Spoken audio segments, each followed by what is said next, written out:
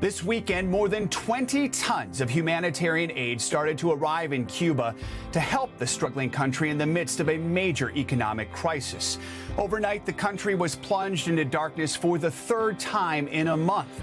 These blackouts are happening more frequently following the Trump administration's oil blockade back in January. You see, the electricity there is powered by oil. But when the White House captured Venezuela's former president, Nicolas Maduro, it also ordered Venezuela to stop oil shipments, and it warned other countries against helping Cuba, too.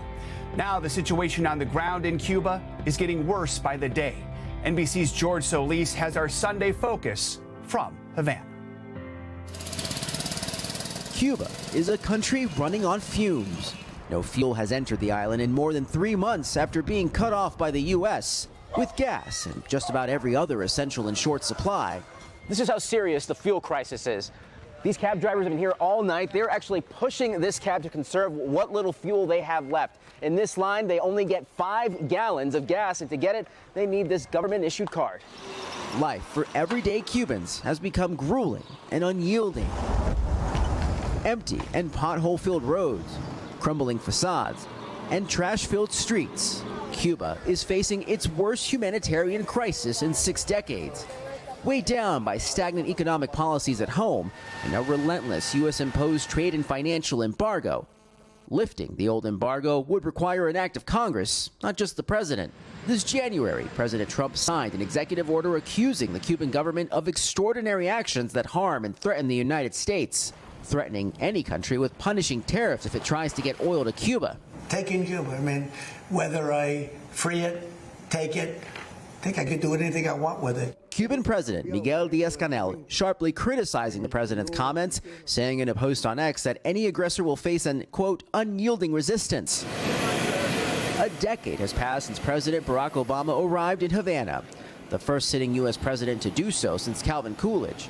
Hope people had then for radical change has dwindled. I think that the worst thing that happened is the moral deterioration of the people. These children don't have time to spare. 4-year-old Ariani Cesar has spent half of her young life in this bed at this Havana hospital battling kidney cancer. Mom, Arlenis Martinez, tells me from travel to treatment, things have only gotten harder. Her biggest fear, it's her daughter who will pay the price. When push comes to shove, what do I do with my little girl? Her plea to Havana and Washington, keep these innocent kids in mind. They didn't ask for any of this. Buenos días, ¿cómo está? And it's not just hospitals. Pharmacies are virtually empty. Either my family sends it or I buy it from people selling online, this woman tells me. Giovanni Rafael Peleta has worked at this Havana upholstery shop for 15 years. He's grateful the lights are on today after Monday's national blackout that lasted more than a day. It's like having a rope around my neck, he says. They keep squeezing. He welcomes help from any country, including the U.S. Things are just too dire, he says, to keep throwing stones.